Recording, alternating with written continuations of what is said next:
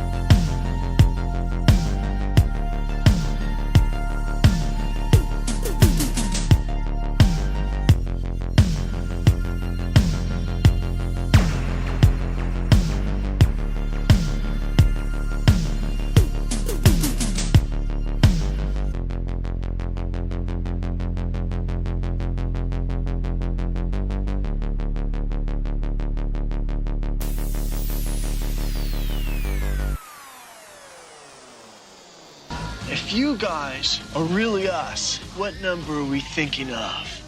69, dudes! Welcome back to Retro Inc. episode 69, dudes. With Jeremy, Andy, and myself, yeah? How's it going? Alright, he's suddenly turned into some sort of South East London ute, isn't he? Yeah. You know what I'm saying, fam, innit, blood? Yeah. It's like Bill and Ted, isn't it? Bill and Ted if they were from... really Bill and Ted, they were from Wolf. Bill and Ted's Peckham journey. Well, no better way to start this episode than a Bill and Ted reference, though. Yeah. Well, there's a better way to start this episode, but we're a PG episode, so yeah, we're going with a Bill and Ted reference. You shouldn't talk with your mouth full. Anyway, how are you, Adam? Good to see you back again. Thank you very much. I took a little bit of a sabbatical, and yeah, good to be back with you guys. I did miss last Sunday, to be honest. It's weird. You just get completely into, weekly routine, sitting with your fellas and chatting about all things retro and what's going on in the world of pop culture, film, TV, and God knows what else. And then there's we had a great time. Yeah, so I heard. Weren't you there last week then? No, that was a bloke called Rob. Oh, yeah. We had a grown-up present. Had a grown-up there. Well, it needed to be done. We needed one grown-up, didn't we? Yeah. Although Absolutely. to say that, there has never been so many obscenities thrown into one episode. Well, he's got a potty mouth. It's a show, doesn't it? Yeah. I try so hard to read it in every episode, and I do. Yeah. I've got better. And then Rob You comes had in. lovely editing to do, didn't you, last week? Yeah. So none of that this week. Well, we've had San Diego Comic-Con. We've got some great news, both retro and new and modern, going on, and what we've watched in the past week since last week's episode with Rob Wade. So who are we going to start with first? Andy, what's happening, dude? What's happening, dude? Station. Yeah, I haven't really watched much this week. I'm still where I was with Strange Things on the last episode. Yeah, apologies for this episode, the last episode being very late to our listeners. I hadn't hit publish until we just started recording here because I thought it had done. And I hadn't actually hit publish, so that's up now. But yeah, I've watched TV and that, nothing really. But today I went to see The Lion King. And how was The Lion King? Well, I can honestly say that if anyone doesn't want to know about it, skip forward a bit. Right, that was your cue. Spoilers are, if you've seen The Lion King, the animated film, then you know exactly this film. And I went in with very low expectations because The Lion King was my childhood Disney. That was my era of Disney. I grew up with The Lion King. I'm a massive fan of that film, always will be, always have been. I saw them drawing it in America when I was there as a kid, and it holds a special place for me, that movie. I come out of this one over the moon. I bawled my eyes out in that film. At one point, I had to hold myself together from sobbing uncontrollably, like a child. It was ridiculous, but I went with my wife and went with my daughter. It's the first time my daughter sat through what I call a proper movie, where we've gone to the cinema before for movies for juniors, and it's a case of if you want to walk out for £2, I don't really care, but she sat there fixed to the screen the whole duration of the movie. The thing I think Disney have done right with this, and my wife agreed. Now, she's not a big movie fan. She's not really into film. She prefers her series, and it's really hard to get her on side with a property, especially something like this that her herself, she loves The Lion King also.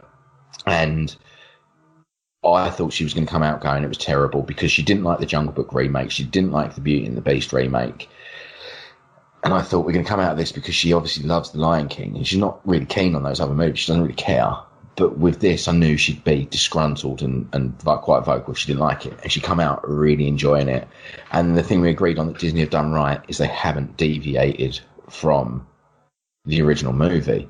Now, I see that as there's kind of a reason for that. And that's because with Beauty and the Beast, The Little Mermaid, Jungle Book, they're original stories written by someone else, and there's a whole world built that they take elements from and they've made their Disney films. But where The Lion King was their first, and I'm going to use inverted brackets here, that first original, because obviously it's kind of the same story as Hamlet, isn't it?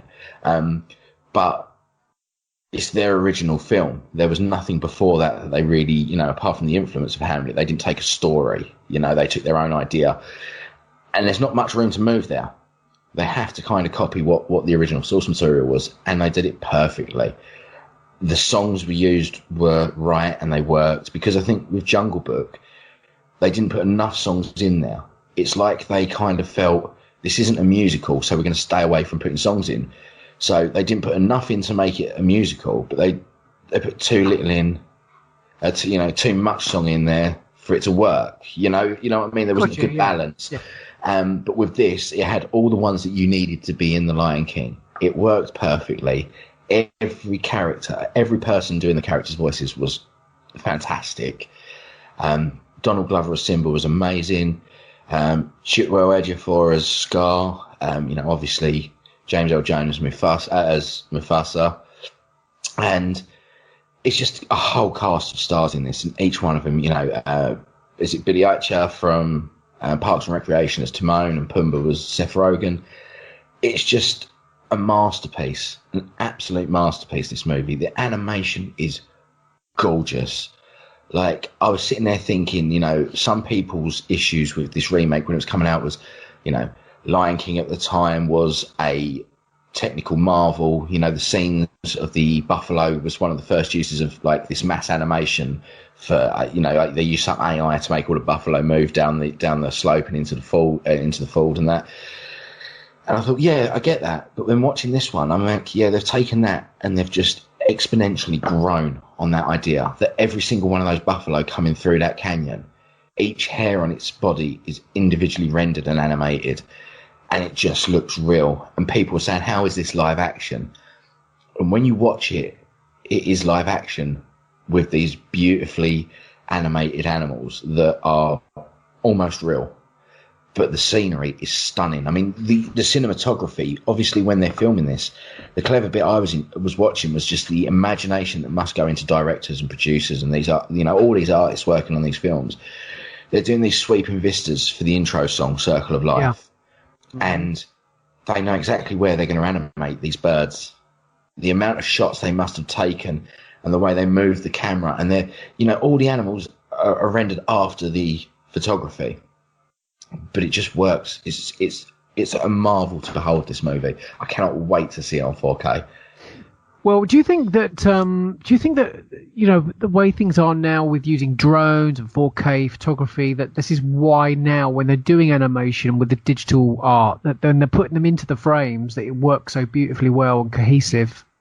Yeah, I do, mate. I think the new technology of cameras is aligning with what we can create digitally and meshing them together in this. I've never seen something that's, live action and computer animation mixed together so perfectly. There are points when I'm watching these animals, and for as far as you could ever tell, they're real.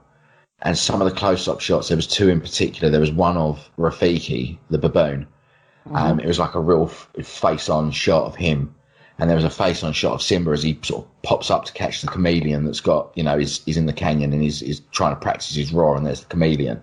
He pops his head up, and it just looks real. Like, I could honestly, if someone had put it on and they didn't start talking, I think I was watching some David Attenborough program. Especially the far away shots, they were just stunning. The animation of the movement of their muscle structures and everything when Scar was walking along next to Simba. It's just gorgeous. I can't praise this film enough. I did bawl my eyes out, Jeremy. I don't care if you laugh or not, because it is a beautiful story anyway. But it just looked stunning. It really did. And the soundtrack as well. They didn't. I was glad of that. The musical numbers were obviously slightly different because of the singers, and also because obviously when he sings "I Want to Be a Mighty King" in the film, it's all very much psychedelic. All the animals are on top of each other's backs and the elephants are creating water fountains and stuff like that. But this was all done, realistically, while he's dancing for all the animals that are there in the waterhole.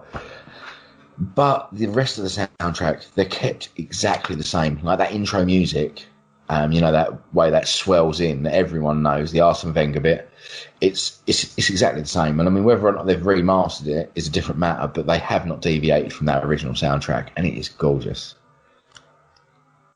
So that's the line. High praise indeed. I can't recommend it enough, to be honest. And I think if you go in there knowing that you're watching a carbon copy, but with just this animation style slathered on that is just the most beautiful thing I've ever seen, then you're in for a good trip. It's very rewatchable then.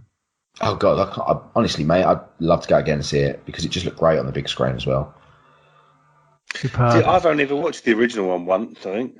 So have I. I've only seen it once. I get that, but then it was my. You're old.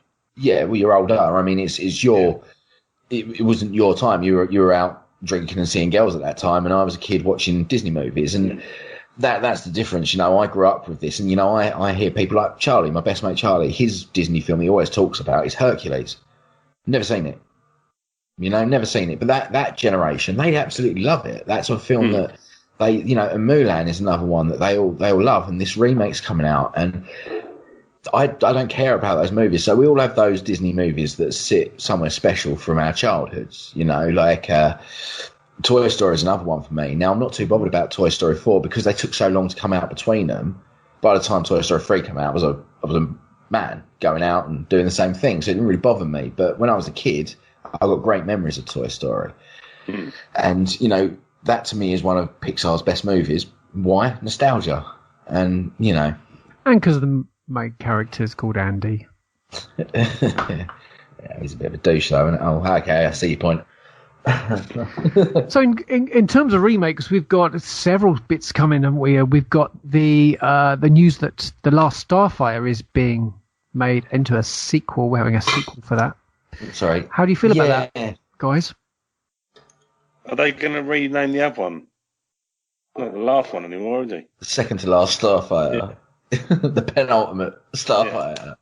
Yeah. I'm on the fence with it.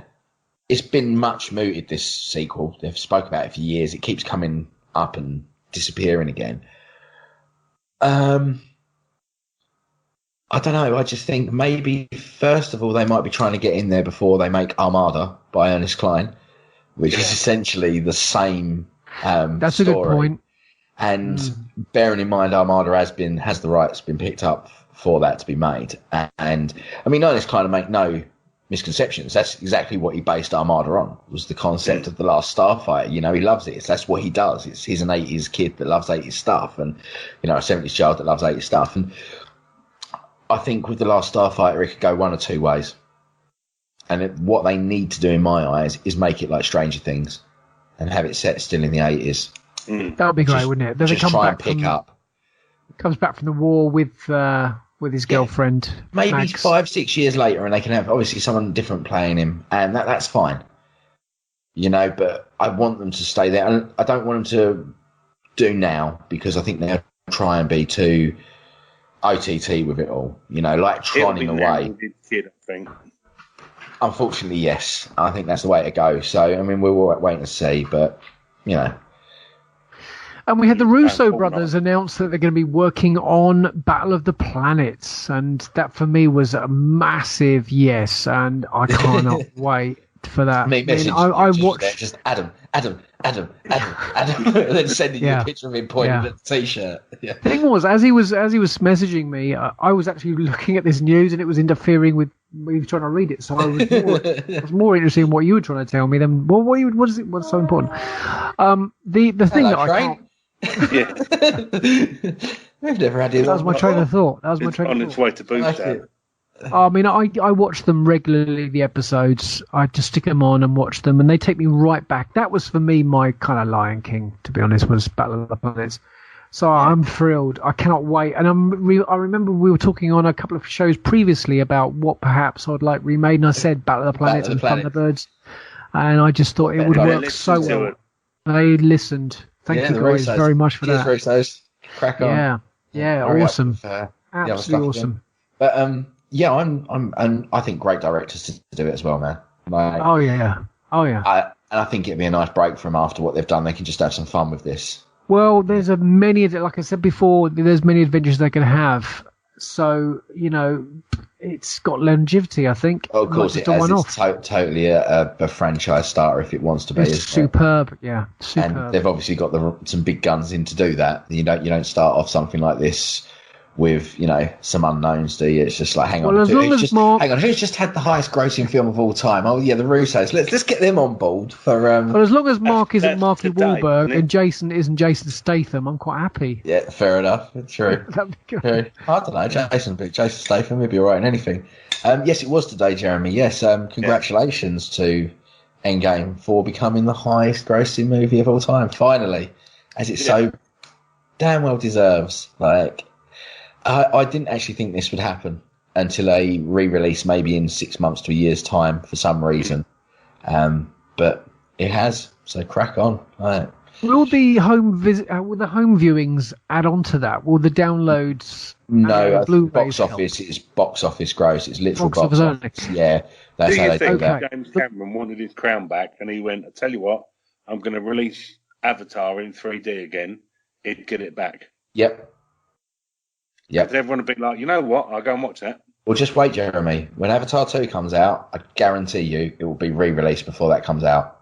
Yeah. And I will actually, I'm going to bet dinner on that because I know full well that they'll do double bills or something, and that will creep it back up. Yeah. It's very likely, isn't it? Very likely. So the actress who played Alita in Alita Battle Angel, she spoke out about buying the Blu-ray and downloading it to help promote the sequel to this film. Now, it was released last week. I've watched it a couple of times. Love it. Really love it. And I'd love to see a sequel to this film, as it didn't end on a it did end on a cliffhanger, so to speak, didn't it? But it left you with wanting more. And Jeremy, you saw the film, you've seen it, and you feel the same way, pretty much. Apart from the wanting to see more bit, really. I saw it at the cinema, and it just didn't. Again, I've said in the past, I'd like a movie just to be a movie and it being its own entity without building a world and building a sequel. If it's a good quality movie and it deserves a sequel, then yeah, fair enough, write a sequel. But don't make a movie purely just to finish on something that's going to be a sequel if possible.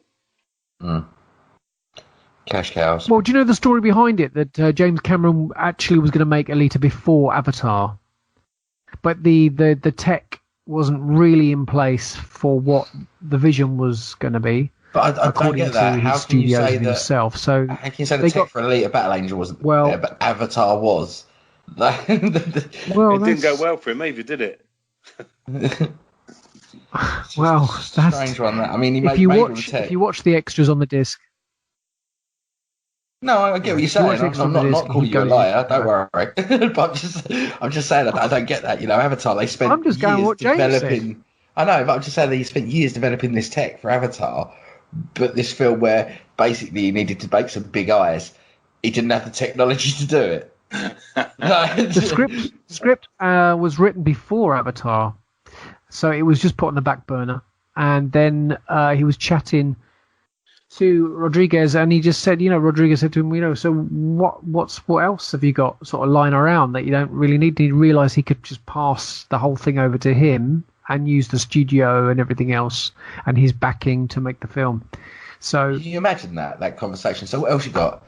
Now bear with me, Blue Cats. Right, and he's just like, oh damn it. This was actually after Avatar. So that's that. Jeremy, what else have you been tucking into this week in your spare time? Well, I've been a bit retro. Which is probably a good thing. I watched a movie called Ticks, which is about giant ticks that kill people, which was quite fun. It was quite fun to see the guy from Fresh Prince, not Will Smith, but the other one, Alfonso Ribeiro. Yeah, playing like a inner city hoodlum. It was really weird. Yeah, he didn't do the dance or anything. That was quite fun. I watched a couple of back-to-back black and white horror movies on Amazon, which were quite fun. I watched Hunter. I found Hunter is on Amazon, which was a TV show that I loved. Hunter was really, really good. I don't know that one. It's kind of like a Dirty Harry cop who just likes to beat people up and shoot them, but written by Glenn A. Larson. I did watch something else this week. The Running Man. The Running Man? Because I've got Amazon Prime, and I've got it free with my phone for 6 months, and they pay my data as well, so I can watch anything on there. Yeah, Running Man was on there. So I was like, on there, watch that. Tick is on there, watch Hunter. That. Yeah. I'm on it now, hang on, just let me have a look. Show. Hunter. Yeah. Oh, bloody hell. Renegade cop, Rick Hunter. Yeah, all right, I like it already. Sergeant McCall to crack down on Los Angeles criminals in this gutsy 80s cop drama. Cool, yeah. Okay. The pilot episode's got Brian Dennehy in it. He almost looks like Peter Weller if he was on steroids. He does, yeah. Yeah. But it's really good. And the other movie I watched this week, no, not the other movie, because I watched Cockneys vs. Zombies on Netflix. Nice. Good film. I watched that with Freddie as an introduction to British zombie movies. I've never seen him laugh so much in a movie in my life, which was good. Although it is the bit where a zombie baby gets toe punted. He's cracked up at that, so it is a bit of a worry. But that's the funniest thing he's ever. Like father, like son. Yeah, maybe a little bit. And then I went to a screening of one of my favourite movies of all time. Debbie Does Dallas. No, Jaws. Yeah. How did it look? Well, for a start, it was the most packed I've seen in cinema that wasn't a midnight showing or something. It was absolutely packed. You had to, proper squeeze past people to get in. Yeah. And it looked it was amazing. All big, balding, middle-aged men. That's why it was a bit of a squeeze. No, actually, there was quite a diversity of people. A load of pretentious film students that thought they were watching something good and pretending that they liked it because it's a pile of Jaws hope. is one of the best movies ever. It's not. And it was brilliant. It was absolutely fantastic. And I really enjoyed it. But it got me to thinking, how many of your favourite movies, of all time movies, have you actually seen at the cinema? All but Blade Runner. We're going to change that one. Are we going to remedy that? Yeah, exactly, yeah. That's going to be remedied. When was that? That was next month, isn't it? We're going to go to see, hopefully, the final cut, isn't it? Or director's cut. Yeah. Director's cut of Blade. Yeah. And also, I want to get to the cinema to see that 4K restoration of Apocalypse Now. Yeah. And that's the final cut, that one. So that's a long old film. Wonderful film. But, Jeremy, you said you've only seen it once. Yeah. It's a masterpiece. I mean, I love my war movies anyway, but Apocalypse Now is just the message it sends is just the the madness of war. You know, there's the scene that stands out for me always is when they're on the beach and there's napalm being dropped everywhere, and this new few guys have been sent in on a helicopter. They get dropped down, and this colonel comes walking across, and he greets them all. And then he notices that one of them's a surfer, like this pro surfer, and he's like, "Oh, you're surfing?" He's like, "Yeah." He's like, "Have you got your board?" He's like, "What?" He's like, "Get your board and go surfing." He's like, "But sir, like, there's all these bombs going off." He's like, "What better time to surf?" I mean, it's the madness of war that is his everyday life. That's not going to stop. He just goes surfing now because why not? You know, and it's a great film for that. It just takes that madness of it all. And, you know, Sheen's performance, there's a scene in the hotel room at the start where he's gone stir crazy and he's been in this room. And obviously being a method actor, they said that he just got absolutely wasted and stayed in this room for a few days. And when they filmed that scene, he's naked and he's doing this fighting and he punches a mirror and it cuts all his hand and he's laying on the bed crying, and it's all real. Like, he just lost the plot. And it's the rawness of these performances in Apocalypse Now that just make that. It's just, it's a gorgeous film. Harrison Ford's performance is great too. Just as Lucas. Officer Lucas. Officer Lucas. Nice little nod to that, yeah.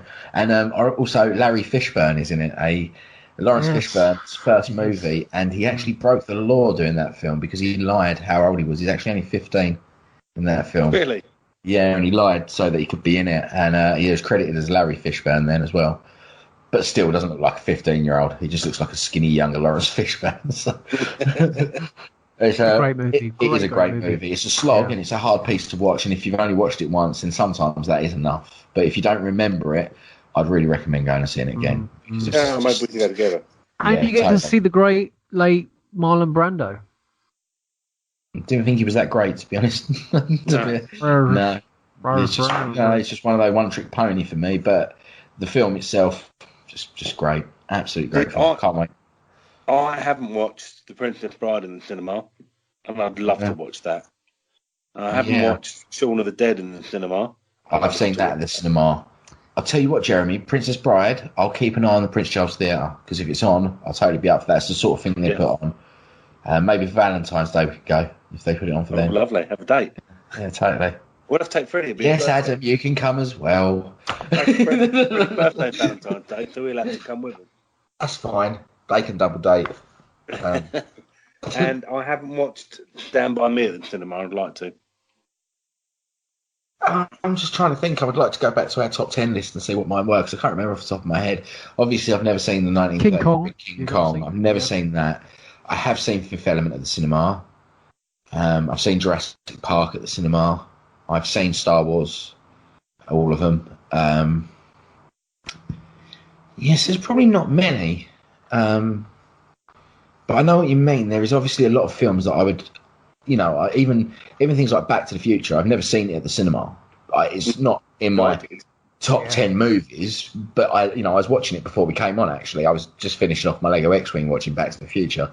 Child! And, I was just sitting there thinking to myself, like, I'd love to see this on the big screen. Not that it would bother me either way, but I would really like to see a film like that and in its original format as it was intended.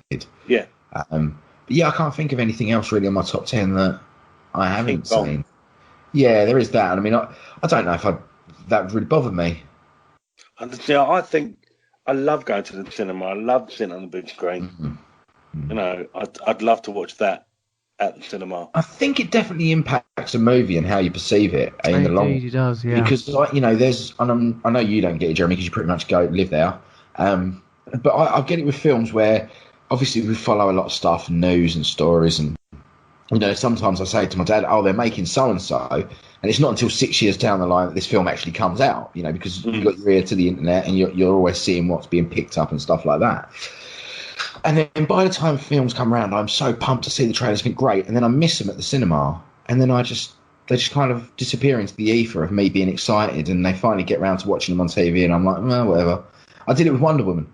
I saw the trailers, I was like, yeah, can't wait. Missed it at the cinema, and then I started watching it at home, and I was just drifting away in and out of my enjoyment of it, and I didn't even finish it. And it's just one of those where I think when you get to finally see that film at the cinema, you're forced to watch it, aren't you? Yeah, totally. And there's too much distraction at home. There really is, especially with the podcast and that, because that's when I do most of the work for it. I'm sitting there editing and I've got something on in the background. And double screening, isn't it? Yeah, and that's fine when you've seen the movie. But, you know, I sometimes have to stop myself from putting something on because I know I really want to sit down and actually watch it, you know. So, yeah, there is that thing. And obviously with our favourite films, I don't think that's why some of them would bother me too much because I know I'm inside and out. I've watched Jaws the week before. I watched Jaws every month. It's one of my favourite movies and one of the best movies ever made. Explains a lot. And watching it at the cinema was an entirely new experience, and it was even better. Even worse because it was bigger. I don't know. What is your beef with Jaws? I just think it's a really poor film. There's just nothing. So boring. I mean, why are they all so bothered? But just get out of the water. It'll end up disappearing. It's a shark. Exactly. It can get bored, find no food, and disappear. If everyone on that beach can just turn around and just say, "Don't go in the water," like simple, really. It's a animal. We're land animals. How many other movies have we watched where we watch and we go, well, plot, we could ruin it by going, don't go into the haunted house. Alien. Why would you bring you're right there a little bit, but, you know. Everyone's being stupid. You should have kept him out, you know. Well, Jaws is a bit more realistic, isn't it? It is a shark at the end of the day. They could have just sent some Japanese trawlers out, harpooned it, job done. The end. They have to be Japanese. I'm just saying for political correctness, they have to be Japanese. We do have. They're a cracking shot. I do apologise. They're a cracking shot. They had a good lot of practice at it. Robert Shaw and that is amazing. The only film I just thought, actually, the only film that I think I waited pretty much since it came out on VHS to see was Alien, and that sort of dream was fulfilled earlier this year. Seeing that in 4K, must admit, on the big screen, these films just take on a whole new life. Yeah. And when you go back to rewatch things like E.T. again and I've seen that on the big screen, Raiders of the Lost Ark, and you go and watch them again, cleaned up in 4K on a big screen, you've just, it's magic. Well, E.T., I was lucky enough to watch that at Movies in the Park. So it was on the big screen in the middle of the park in the summer. And that was just a great atmosphere because it was just families, you know, garden chairs, you know, picnic chairs and, you know, camping stuff and blankets and picnics. It was wonderful. It was a really, you know, magical evening, especially with a film like that. And there wasn't a dry eye in the house when, you know, all the sad bits happened and there's kids crying everywhere because poor E.T. was dying. And, you know, it's in a way that's nice because it just shows that how film can touch generations, that it doesn't matter that this is an old film. My daughter was sitting there bawling her eyes out that E.T. was dying, you know, and that's what it's made to do. It's made to make you feel sad. Sorry? I remember Alana doing it, crying her eyes out. And it's nice. The telly going, he's just trying to get home, leave him alone. It's a beautiful thing, though, because that's what they're supposed to do. They evoke that emotion in us as adults, you know, and some of us, you know, it depends on what film we're watching. If it's a big lion in a canyon dying, you know, we'll bawl our eyes out. But some of us can hold it in, but you'll still feel that sadness, and that's what it's supposed to do. But when it's kids and it's raw, it's quite a beautiful thing to see that. En masse, it's quite scary. But, you know, that was really crying nice children. Yeah. That's my biggest nightmare, to be fair. But check out your local Cineworld. Go onto their websites and have a look because they do a lot of these reshowings of movies in 4K. The Matrix is now for tickets are available. You're booking that, Andy? Are you? The Matrix, I might do. No, the one I was going to say to Jeremy is keep your eye out for Jaws because I know down the coast, I think it's Whitstable or somewhere near us. They do a showing every now and again where it's actually the screen is in the water and it's night time and you're in rubber rings in the water. So you can see the whole film. I don't think I could deal with that. I couldn't do that. Come with me and watch it like that. I won't go in the sea, mate. That's a bit too 4D. I literally will not even go in the sea. That's a bit too 4D. That is. Won't go in. Like go and see Gravity. They do it in pools as well, don't they? Wouldn't do it. I wouldn't do it in the sea because that's where sharks live. Yeah. So you would have lived on that in that film. You just wouldn't have gone in the water. There's a shark. I'll stay on land. I'll continue shopping and going to work, and I'll go to the beach next year when there's no sharks. See, that's all they had to do. Part of the beauty of that movie is watching Brody's gradual evolution as a character, slowly getting more and more into the sea. Because in the original bit where the boy gets eaten, Alex Kidner, he won't go into the water at all to get people My out. sentiment's exactly Adam. Hang on. But when it's his son, he goes. I'll just fade him out.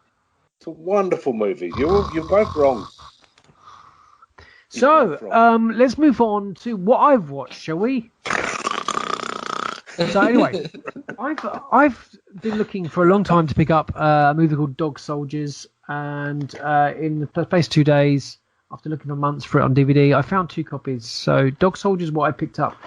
Sin City is another movie that I bought on Blu-ray. Managed to pick this up for £1, and I've got the steelbook of that. Really happy. Elysium with Matt Damon, picked that up for £1 on Blu-ray. Definitely worth watching. And today, I went to a car boot and got a brand new copy in the shrink wrap of Blade Runner 2049 for £1. There we go. Great stuff. I've also been reading. Do you know Yellow Bastard from Sin City? Yeah. Next time you come down here, he works in the Burger King near me. We'll check him out. The first time when we went down there, I just hope he doesn't listen to the show. I don't care if he does. He walked out from the back, and he's one of the managers, and he walked out, and he's standing there, and I looked at Stacey, and I was like, do you remember Sin City? And before I even finished the sentence, she was like, oh my God! Like, the guy is the spitting image. It is scary. Yeah. So, in my sabbatical, one of the things I've been doing is going through a lot of my collection of graphic novels and collections, and I've been reading Prometheus, the complete Fire and Stone collection, which is the Prometheus, Alien, AV2, and Predator. These are all the comics in this beautiful hardcover collection. It collects all of Dark Horse's runs of this series. And it's stunningly beautiful and really, really getting into a little bit of that world in full. And you see it's a big old book. And so I've been checking that out. Other news we've got this week was the fantastic San Diego Comic-Con. And we've had a lot of action going on there. It's a Comic-Con in San Diego. And, yeah. So, should we start with the Marvel news first? If you want. I think we should. Go on then. So, the Marvel news is that we have 10 films coming, of which, of those, we have the Black Widow movie. We don't have 10 films, mate. There will be. No, there's series. TV and series. TV and series. Okay. Yeah, TV and movies. 10 properties. 10 properties from Marvel. Jeez. Okay, so then no, it's just factual, isn't it? You can't say we're getting 10 movies when they're not. There's series in there as well. I'll chip in when you've made a mistake. Right, so we've got Falcon. That's fine, if you want to correct me on a mistake. We've got Marvel Eternals, which will be the X-Men, and we'll have a lot of great stuff from Shang-Chi, The Legend of 10 Rings. We've got WandaVision, we've got Doctor Strange, and the Multiverse of Madness. I love that title. We've got Hawkeye, and we've got Loki. We've got Thor, Love and Thunder, and we've got Blade, and we've got What If. So, of that group of productions, what excites you? Well, I'm scared to correct you again, but the Eternals isn't X-Men. He did talk about mutants, though, didn't they? Mutants. No, well, Kevin Feige. Mutants. Kevin Feige says it's going to be a very different type of X-Men, where Wolverine is always at the forefront. That's not the case now, and that there will be mutants. So that's. I don't think he said the mutants were attached to that. He just said. Moving swiftly on. He said we didn't mention that we're making Black Panther. I'm not going to be here next week. Well, no. You have to take the criticism. You're doing a podcast. Go with the flow. We're doing a podcast called Get Me Facts Incorrect and tell everyone that listens to us the wrong thing. Eternals is a different comic book property altogether, and but Kevin Feige did mention at the end. He said we didn't mention that we're making any Black of these Panther you're 2. Particularly interested. We didn't mention the fact that Guardians of the Galaxy 3 is coming. We didn't have time to talk about Captain Marvel 2, and I didn't have time to talk about the Fantastic Four. And there's no time to talk about mutants. He told a diet crowd. Any of them excite me? I think obviously Thor, Love and Thunder, because Natalie Portman's back as female Thor. We've got Taika Waititi back on the helm. Fantastic Four's obviously confirmed, which I'm excited about, because obviously Feige's standing there and saying we didn't have time to talk about Fantastic Four. Is confirming Fantastic Four is at least some point in contention. The TV series, not so much, to be honest with you. They don't really do anything for me. I watch them, but like every TV series like this, I just don't really care too much. I'd rather watch the movies. Black Widow, not really bothered about too much. Shang-Chi, I'm interested enough. Doctor Strange Multiverse of Madness, which is in the Multiverse of Madness, a brilliant play on Into the Mouth of Madness, which you unfortunately I told you to watch. I think that and Thor, Doctor Strange and Thor are the two there that really sort of float my boat, because I love Thor 3, and I love Doctor Strange. But Blade for me, I really want to watch that. Yeah, and that's Mahershala Ali, isn't it? Yeah. And I think he's a great looking part for the role. Yeah, I think he really good. Would make a perfect Blade. Yeah, really and looking forward to it. It's a great bit of cast in that. I'm glad to see Natalie Portman back for Thor as well. Yeah. I just think with her, it was a bit up in the air, wasn't it, with Thor 3? There was supposed to be some, arguments and disagreements going on. But obviously she's back for this, and maybe this was what the argument was over. If I'm going to be a part of this, I want to be a bigger part of it. She is a A-list celebrity, and sticking her in a film will draw people in. And having her as the love interest for someone in a bit part role maybe wasn't enough for her, and that's fine. I get that. And having her as the female Thor, brilliant. Because I don't know if you know the story of when she wielded the hammer, but basically Thor became unworthy. Right. So that will be fun to see this played out, because obviously we've just seen Thor become the most worthy he's ever been. Yeah. So how that happens is anyone's guess. Do you think they're going to bring in Beta Ray Bill? Maybe. At this point, with this lineup of things coming, anything's possible. Yeah. Isn't it? Look, these are all over the place, and that's not a bad thing. Before, we were so set in the Captain America, Iron Man routine of we've got something stable here, and leading the charge for this slate of stuff is Thor and Doctor Strange. Yeah. And that's crazy. And obviously they didn't talk about Black Panther 2. They didn't talk about Guardians of the Galaxy 3. Now I can't see the next movie being, May next year. I think that's a really long wait for Black Widow. And then after that, what is it? The next film is November. So there's definitely a spot between Black Widow and Eternals for something else. Did you notice anyone being absent? Such as Spider-Man. No, but then there isn't anything really. I can't see anything lined up for Spider-Man in the near future anyway. I think they're going to hold him off as the Tony Stark role now, and I'll bet you he pops up in one or two of these. Especially he's not getting more star in movies anymore. Then I think he'll get his own, but that won't be anytime soon. I think that may be somewhere in the midst of all this, or at the end of this phase, because they're going to be building up this next phase of heroes now. I think Spider-Man cemented himself in the pantheons of Marvel history and Avengers, MCU history, that they can bring him in and out now without having to worry about where he sits. Same as Thor, same as Doctor Strange, even to a degree. He's built enough now as a character that they can drop him in anywhere and it'll work. We haven't got to worry about that. Loki, obviously, that'd just be a bit of fun, I think. WandaVision really doesn't bother me. Two of the weakest characters in the MCU. I don't know. I'm excited for it, and I think what excited me more was I didn't see Thor, and I didn't see Blade being a thing now.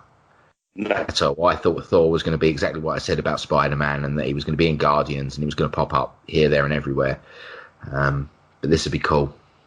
Blade's not confirmed yet, is it, though, whether it's going to be a TV or movie yet? No, they've just said Mahershala Ali is Blade. So I can't see him doing TV. No, but how does Blade fit into the MCU is the question. because it's quite an adult property, isn't it? It'd be like throwing Deadpool in there. I mean, obviously Deadpool's funnier, but then I wonder if it's going to have anything to do with Doctor Strange, because of the multiverse of madness. They have said that there was going to be some heavy gothic elements to Doctor Strange in what will be the darkest and scariest MCU film to date. So maybe there's some way of shoehorning vampires and stuff into the mystical. There, you know, like we did with Thor and space and the Guardians, whether we can cross those two sort of genres over there, and Blade will work somewhere in the multiverse with Doctor Strange. Maybe. Personally, anything there, you know, like not particularly bothered with is probably the Loki film, to be honest, because I'm really looking forward to seeing the combination of Wanda and Vision, and Falcon and Winter Soldier looks really exciting. Blade's going to be superb. Thor and Love and Thunder is going to be awesome. Have they said anything about Winter Soldier and Falcon? Because isn't he Captain America now? And I mean, even the logo is the Captain America shield. It's there, isn't it? In the title, in the logo. Stage? Yeah, exactly. Sorry? They kind of, when they came out on stage together, Falcon was carrying the shield, and then he gave it to Winter Soldier, and then took it back off him. So I don't know if that's kind of... Yeah, I'm just surprised. Something. Yeah, I just don't know why they called it the Falcon and the Winter Soldier. And Winter Soldier, I just thought it would be Captain America and the Winter Soldier, because unless it's a prequel or the stuff that was happening with them two between... Yeah. You know, between Thor and Infinity War or something. I don't know. It just because obviously Black Widow's going to have to be a prequel. Well, Daniel Bruhl's back in it, so that's, you know. Yeah, good point actually. Yeah, yeah. So so it probably will be a prequel then, won't it? I mean, so be a bit more espionage again, then, won't it? Yeah, well, that's what we're looking at. I think with those two things dropping quite between each other, Black Widow and Falcon and Winter Soldier. I mean, maybe they are both prequels, and they mar up somewhere in between. That'd be interesting, wouldn't it? Black Widow. Well, did he die? I can't remember. At the end of, I can't remember if he died at the end of Winter Soldier. Did he die? Zemo. Yeah, Zemo. Yeah. Did he die, or was he captured? I can't remember. I can't remember. He was arrested, wasn't he? So he's escaped. He's got out. Something's happened there. Yeah, What If looks really interesting, because that's going to be in the summer of 2021 when we get the first animated series in the MCU. And Jeffrey Wright is going to be the voice of the Watcher, and many actors from across the MCU reprising their roles as voice talent. So if this has got anything to do with the way that the Spider-Verse looks, in that kind of graphic, animated style, I think that'll be very exciting. I'm looking forward to Hawkeye. I think that'll be really good. I like Jeremy Renner a lot too. And of course, like we said, you know, we've got the Fantastic Four film, and we've got Black Panther 2, which could be great. Guardians of the Galaxy 3. So it's going to be very exciting right the way through. I think these are till 2023, isn't it? This lot of films are going to go up to. It is. Yeah, I think so.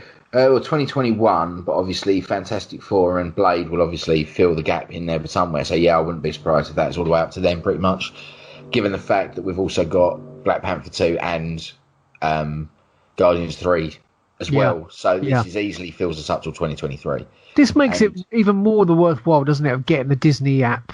Do you not think that at a later date, with all this stuff going to be hitting that app? Basically, with WandaVision, Loki, Captain America, Falcon and Winter Soldier, What If, and everything else being confirmed for that Disney Plus app, not including the movies, they have just turned around and gone, you know, buy it because it's worth it. And it is, you know, now we know we've got that coming. Star Wars Mandalorian as well. Mandalorian and the Cassian Andor series and whatever else they put on there, they are going all in. And Disney are throwing everything they got at this, and wicked, because it does make that £7 a month worthwhile. Well, I mean, you can even get to watch the entire Simpsons and Family Guy as well, can't you? Well, there was actually something from Matt Groening, wasn't there, at SDCC as well, that he said there was a comment from him about the Simpsons movie and how he said it nearly killed them. And I don't know if that was in reference to obviously how much they had to work to do it, or whether or not it killed them almost metaphorically as a brand. But I take it as the first one because, you think about a cartoon like The Simpsons, they churn them out, but you are using the same assets for a lot of things. The outside of Moe's pub, the shots of Evergreen Terrace and, the school, they use a lot of the same assets and use shit cells and stuff over the top and can reanimate certain scenes. When you're doing the Simpsons movie, they used a different art style and they had to animate the whole thing, which a team like that probably hadn't done on a scale like that, that often, especially with a property that was so important. But he did say at the end of this, it almost killed us, and to paraphrase, it was basically said, but there is another Simpsons movie in the works and you will get another one at some point. So, again, now with Fox being bought by Disney, maybe this is conversations going on behind screen where Disney are going, right, you've got the money to do what you need to do to make another Simpsons movie. And that's, for me, cool. I mean, The Simpsons has taken a massive downturn in the last few years because it's become they just churn it out. It's just the same old thing every week. And the classic episodes that we all remember, there's nothing like them anymore. But it's still great. Kids still love it. My daughter was running around today wearing a Lisa Simpson dress, and this show's been out for 30 years. And it's a stunning dress as well. I love it. But yeah, it's this show's been out.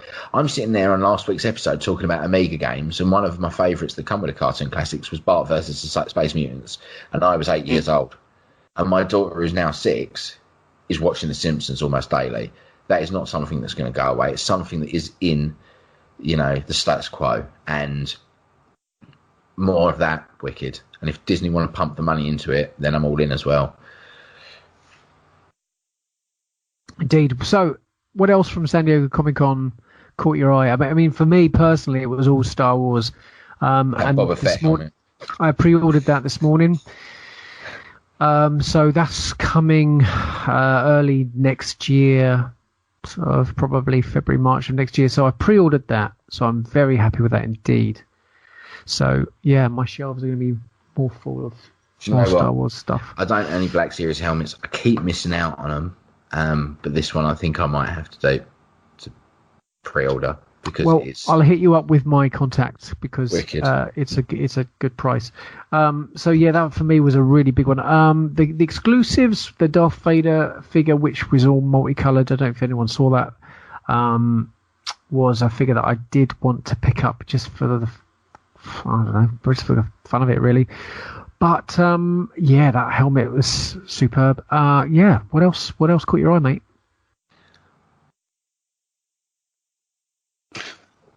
What about The Watchmen? The Watchmen looked terrible. Yeah, still can't get into that trailer. Yeah, no, not at all. Didn't look right, did it? No, it's such a shame because there's some great source material to write some brilliant stories there. Why they couldn't have just done the Minutemen, I don't know. Would be good. But this to me just looks like they've tried to make sort of Klansman, Handmaid's Tale sort of dark drama. And I don't want that. I want over the top. It pretentious, didn't it? Yeah, it does. It really does. And I mean, the film did err on the side of pretentious at points, but it still managed to have good fun doing it. Yeah. And I just don't see that with this. It just doesn't. Let's move on to The Kingsman. How did you? We spoke about that last week. Yeah. I mean, I rewatched it again just to sort of see what I felt about it. I think I agree with you guys. And then there's The Witcher. Yeah.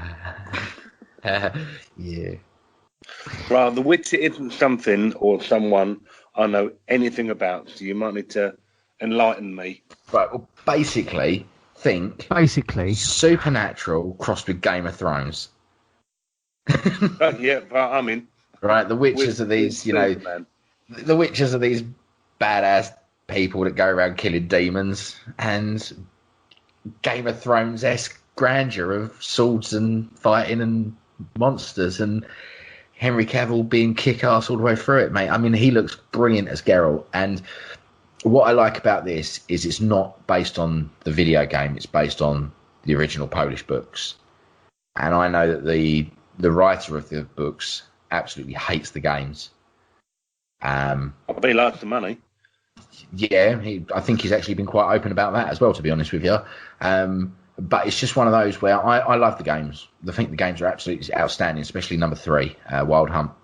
But this is so up your street that you know, and it's up mine and Stacey Street. This will be something we watch together because we both have a crush on Cavill, and he just looks badass as Geralt. He does, yeah. Yeah, I can't wait for this.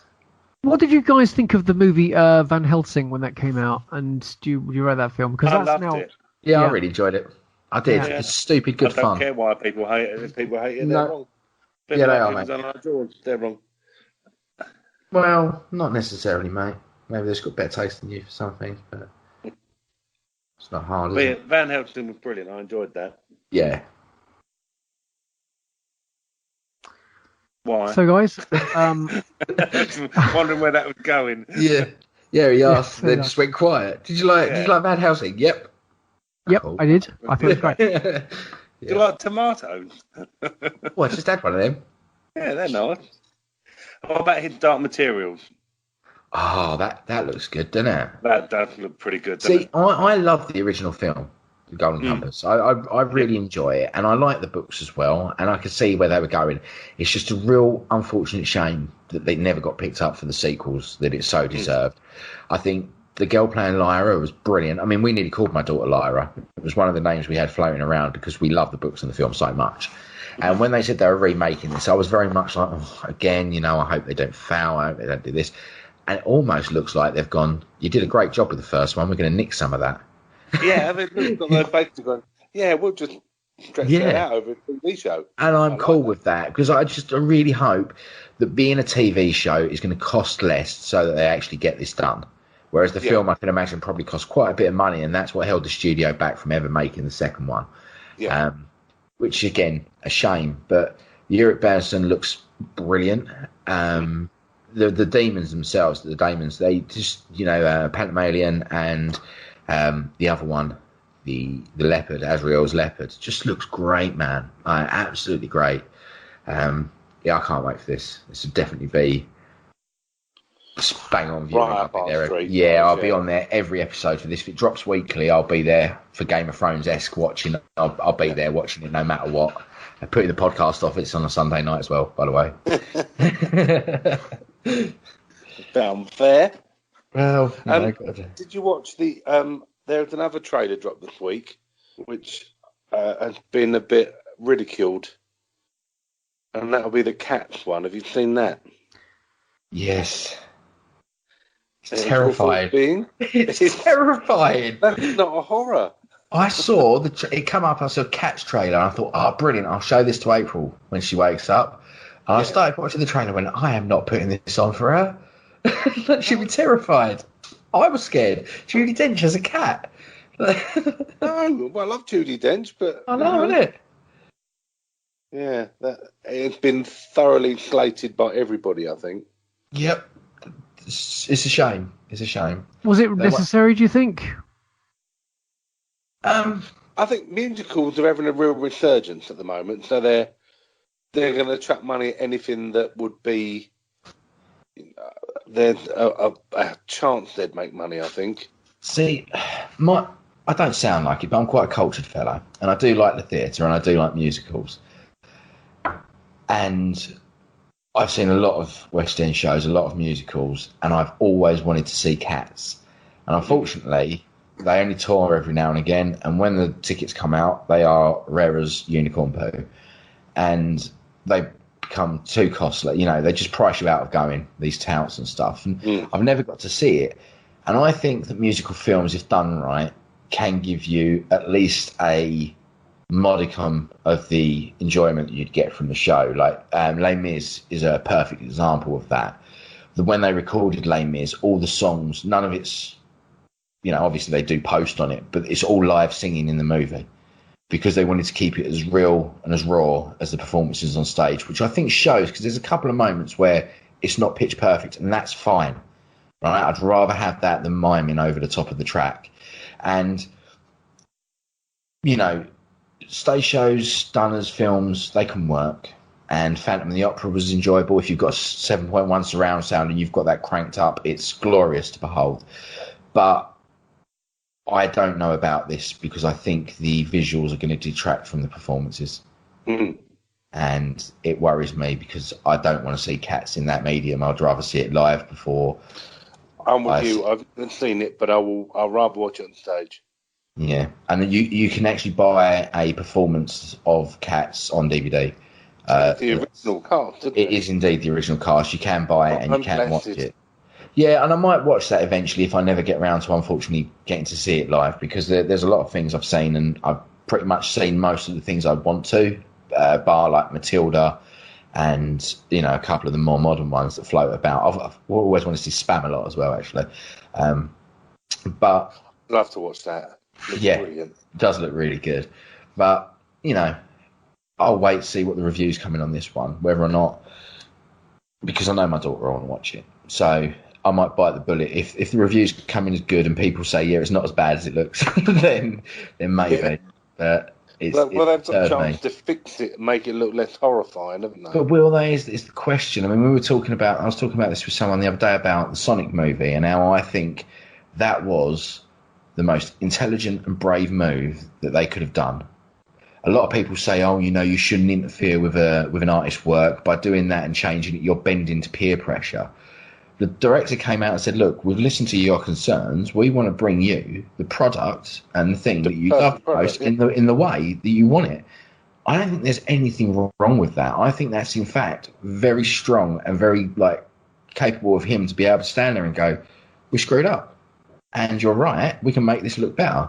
And we should have really thought about this before we gave you what we gave you. And I'm more interested in Sonic now because he said that than I was when I saw the trailer.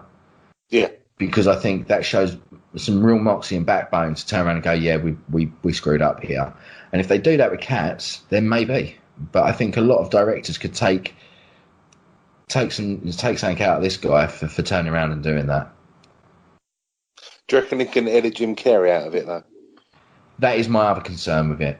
But then if, you know, Madsen and Sonic can steal the show, so what?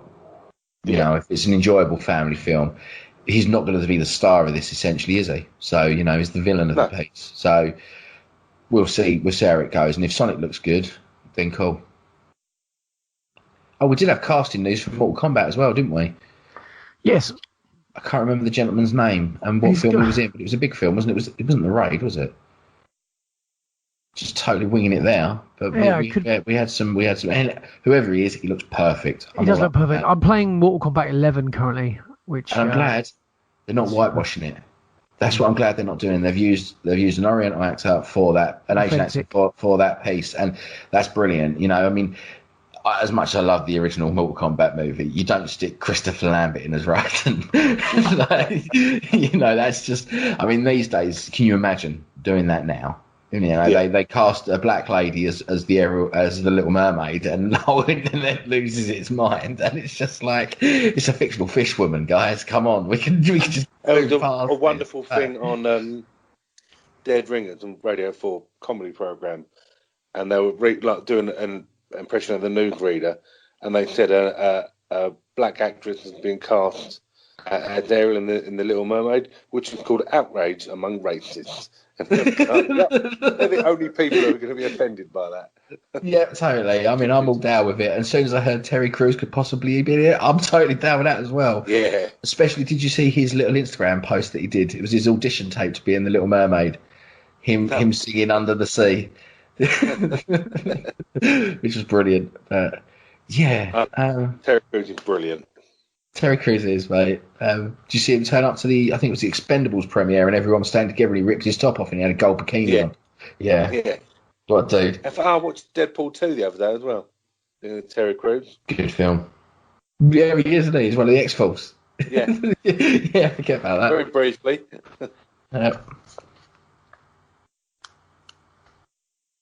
So what else do we have? Anything else? I'm just waiting for you to finish.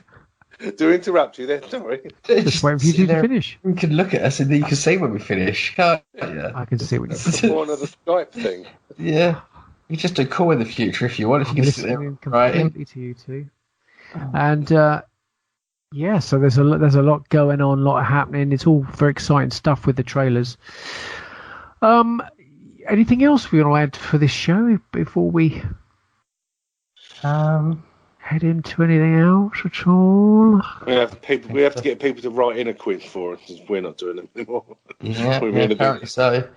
Been a bit naughty with our quizzes, didn't we? Yeah, I think it's because someone was losing and didn't want to do one. That could be right, or could have made one so difficult that neither of you got the answers for it. Well, you can test us then. I'll have to test you. It'll be there for next week. Oh, right, okay, that's my turn next week. We're doing the 18. Seasons 1 to 3. Seasons 1 to 3 of the 18 is the quiz next week. Jeremy, when you do yours, do it on, I don't know, Red Dwarf for me. Yeah, cheers. Yeah, Red Dwarf. Yeah, cool. Nice Red Dwarf one. Oh, I'll tell you what, there is. I mean, I know this is episode 69, but that does mean that we're 31 away from being at episode 100. So it's slowly creeping up on us, this one. So we'll have to... What are we going to do for 100? What are we going to do? I'm hoping, and I was going to run this to by you two, and I'll do it on here, a live podcast on maybe YouTube or something. That's a very good idea. Yeah. Well, I'm up for that. Yeah, so we do a live one on YouTube, and then we can obviously get people calling in, talking to us and stuff like that as well, which would be cool for episode 100. And then we'll officially be retro as well then, aren't we? I think. Yeah. That first episode... We pre-release the first one again. That's not a bad idea. We've got do 99 episodes, and then we'll do all 99 of them again. Yeah. And then we could have a year or two off. Brilliant. I'm up for that. So as usual, we're going to get our listeners to write in with any questions for us and get our iTunes reviews up to a 5-star if that's possible. It's not, because we got that lovely 1-star review from someone. Yeah. Just write in. Tell us who you are. I want to hear why. And I'll read it out. I promise. If they're still listening, they're an idiot, aren't they? I suppose that was a while back. We did have another iTunes. Could have been done for a laugh, couldn't it? Could have been done for a laugh. Yeah. Oh, real funny. Yeah. Yeah. Yeah. Do we have another review? Behind there with your little keyboard typing away. Oh, 1 star. If you hate it that much, just don't listen. Jog on. So we had a review from somebody from last week. Yeah, I read it out on last week's show. He didn't listen to last week's show, did he? He says he did, but we spoke about the other thing that he brought up, the trailer. Yeah. And we iTunes review. Yeah, didn't listen. Swearing, that's all you know. And we had Carlos on as well. I had to switch off because it was so cussy. Carlos has got a potty mouth, hasn't he? Yeah, Carlos was on it. Yeah, sure it was. And then when Steve phoned in, talked about our That's right. Yeah, that's right. Talked about animals. Yeah. Yeah. Some of us had more pressing things. So yeah. We'd love some more reviews from you guys, and I've been snarky with me tonight. I've been missed, haven't I? Clearly. Are you tired? Do you need a Snickers? Do the Snickers. Jeremy, don't you anger him as well. He could be angry with me. Hello, train. Who's got the train tonight? That would be me. We never have a train on. What's happening tonight out your way? I've got the back door open because it's so hot. I feel like I might die. That's fair enough. I have my back door open too. Yeah.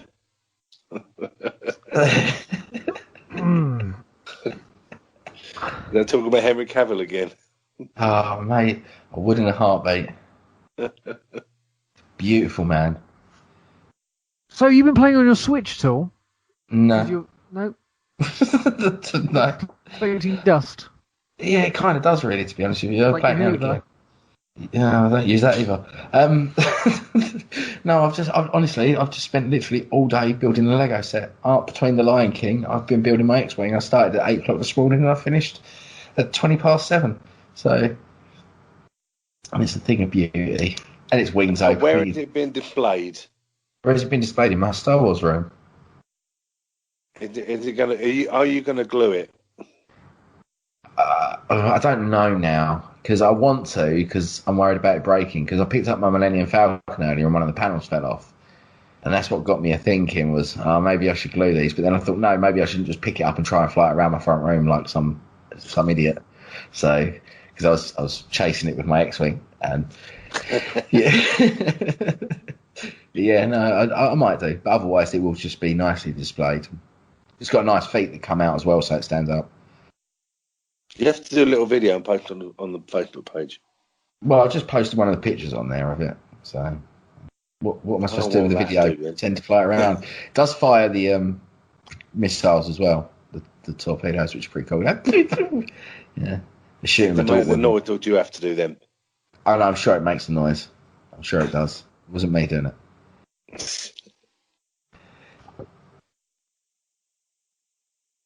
We're still here.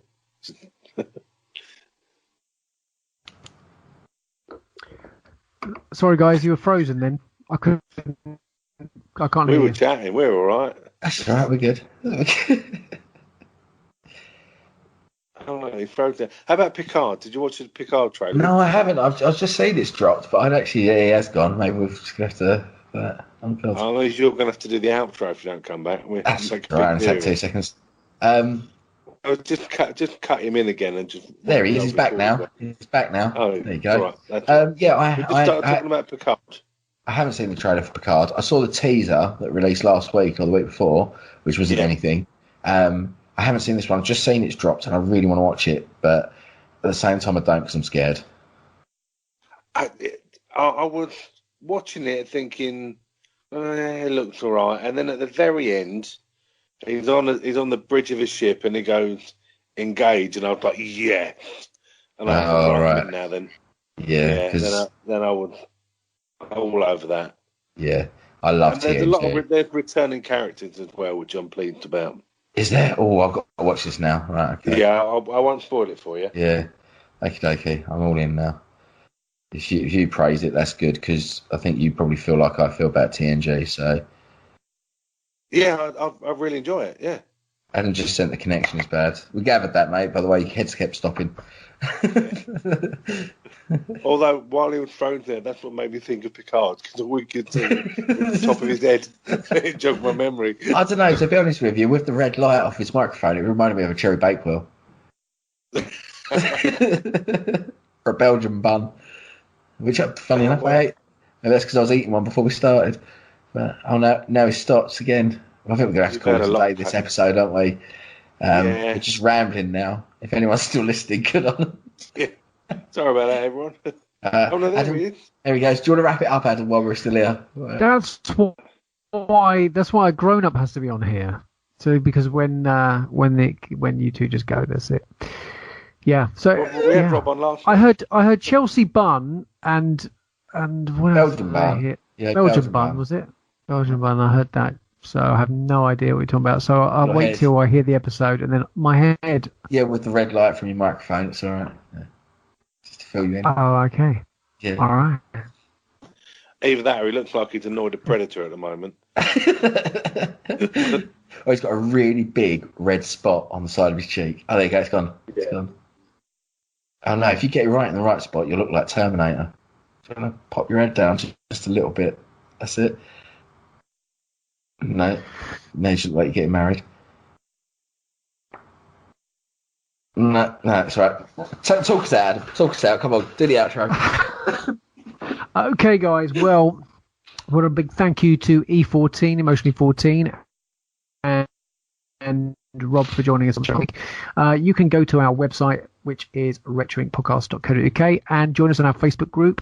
As usual, give us a 5-star review on iTunes, and even some comments on our Podbeam feed would be marvellous. We are part of the Star Wars Commonwealth Podcast Network. You can check out all those podcasts at starwarscommonwealth.com. I'm not reading any of my notes, by the way. It's all coming straight off the top of my head before they chip in and say he's reading it. That's the first time you've not been reading notes all night. Isn't it? Oh, he's frozen again. Look at that. Well, I did have a load of stuff. It's broken me again. Just say goodbye. So, just thank you very much for listening to this week's show. I've been Adam, who's been frozen and cut out and disconnected and called a Belgian bun. Andy, anything you want to finish off saying for the end of the show? Yeah, head. Would you? Yeah. Yeah. Jeremy, fancy a lick? What are we talking about? I don't know if you cut out and I've missed something there. But Licking the head. I get the cherry though. Yeah, I'm all right for the minute of. You can take my cherry. Thank you. Cheers. You live in Brighton, it's unlikely. It's all got weird. So, thank you very much for listening to this week's show. Join us next week on the next episode of Retro Inc. You're done. You're done, though.